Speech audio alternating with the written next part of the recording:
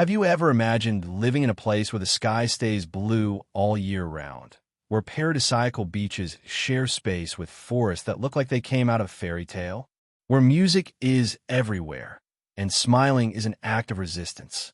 This place exists. It's called Brazil. But behind the sound of samba, the passionate football, and the warmth of the people, there is another story.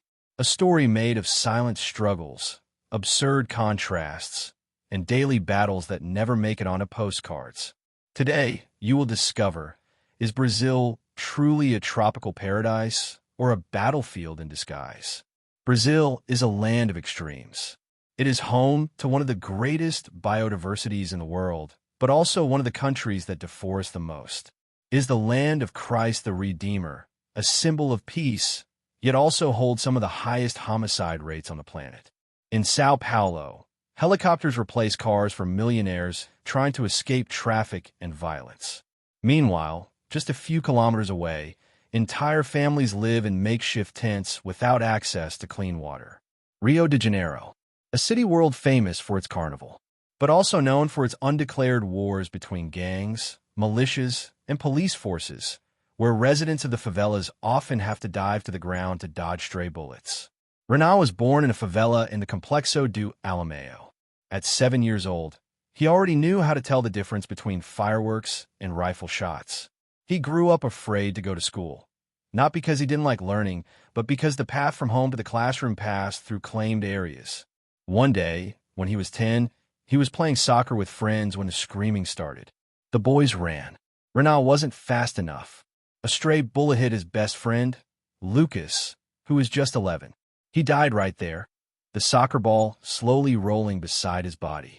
Renan survived, but that day he understood something deep. His life wasn't headline-worthy. At 16, he joined a social project and earned a scholarship to study IT. Today, he works as a remote programmer. He made it, but he knows that in Brazil, making it is the exception.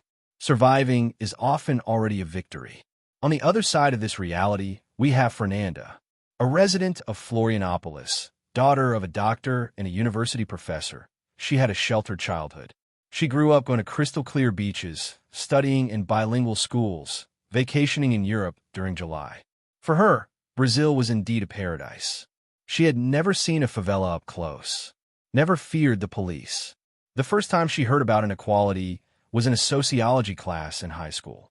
She was shocked to learn that in the same country where she lives, 35 million people don't have access to treated water.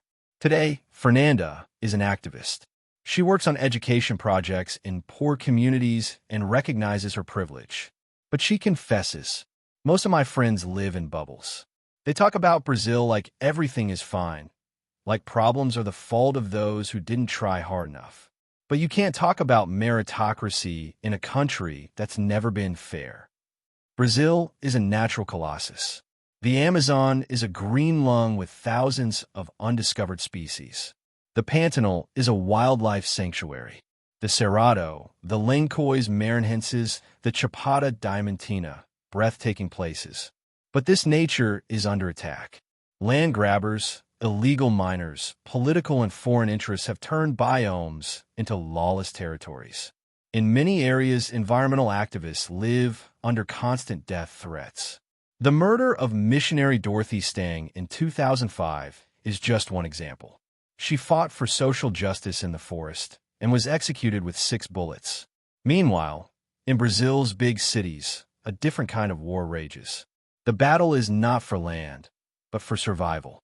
It's the packed bus that never arrives, the hospital without doctors, the school with no food. It's the young black man who's stopped, frisked, beaten, sometimes killed, just for looking suspicious. It's the mother crying after her son is imprisoned for stealing a pack of cookies, while politicians embezzle millions and walk free. But Brazil is also resistance. It's the worker who wakes up at 4 a.m. and keeps going. It's the single mother raising 3 children on minimum wage.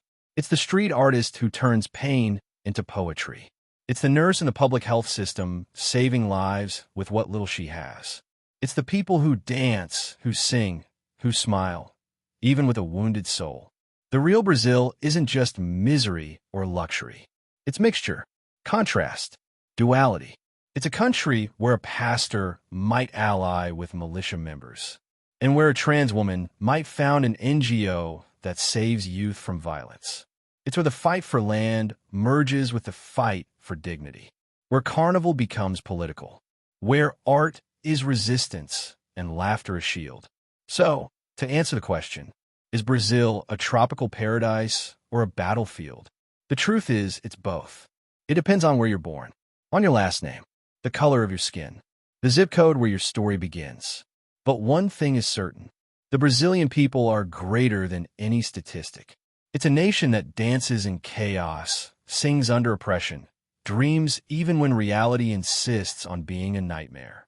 As long as there are Brazilians who resist, as long as there are children like Renat dreaming of change, as long as there are Fernandas willing to step out of their bubbles, Brazil still has a chance to become truly a paradise, not just for some, but for everyone. Brazil is made, mostly, of people who are rarely heard.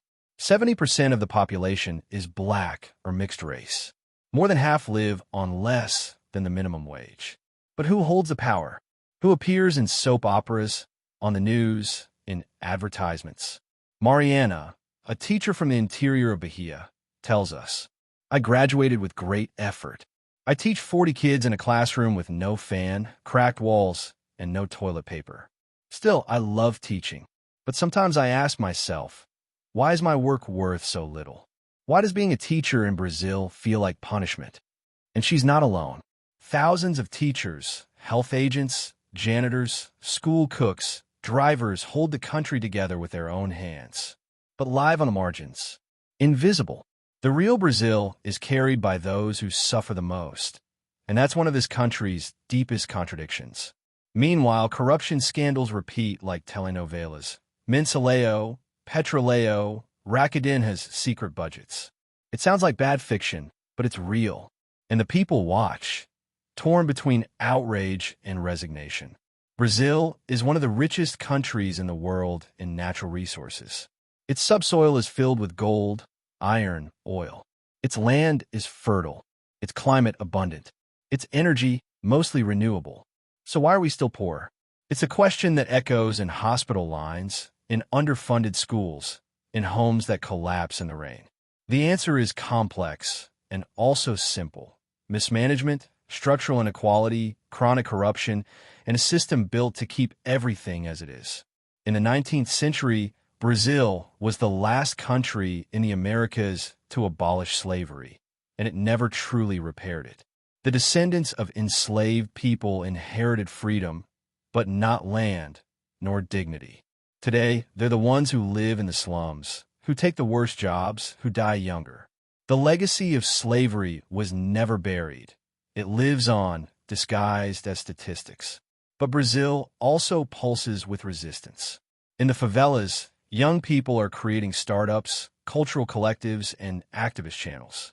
Like Lucas, a resident of Salvador, who started a YouTube channel to show the real life of the favela, with poetry, critique, and humor. He says, "I realize that if I don't tell my story, someone else will. And they'll probably lie." In the Amazon, indigenous peoples are using satellite technology to monitor land invasions. In the dry hinterlands, women are leading sustainable farming cooperatives. In big cities, housing movements, street art, and grassroots education are flourishing amidst abandonment. Brazil is also the country where a black woman from the favela, like Marielle Franco, becomes a city council member, and where that same woman is brutally assassinated for fighting for justice. Her death echoed around the world, but her struggle echoes louder. The question remains, is Brazil a tropical paradise or a battlefield? Maybe the better question is, who gets to call it paradise, and who is forced to call it a battlefield? Maybe Brazil is a battlefield for the poor, and a paradise for those who've always had everything. A land of dreams for newcomers, and of nightmares for those already here. But what unites us, in the end, is the desire to change. Despite everything, Brazilians still believe in the future, in justice, in the possibility of a country no longer divided between those who live and those who only survive. Brazil is like an unfinished book, written by many hands, some stained with blood, others with calluses, and many others still holding the pen for the first time. It's a country where the blue sky contrasts with the mud of corruption, where the green of the forest resists the fire of profit, where the yellow in the flag hides hunger. And the people, oh, the people, these people who smile through tragedy, who sing through pain, who turn ruins into hope. Brazil can be a paradise, but it will only be one, truly, when justice reaches everyone. When a maid's son and the boss's son study at the same school. When the favela and the wealthy neighborhood become part of the same city. When there's no fear in being who you are and where you came from. Until then, we keep going. Between the dream and the struggle. Between beauty and the wound. Between paradise and the battlefield. And you, after all you've heard, in which Brazil do you live?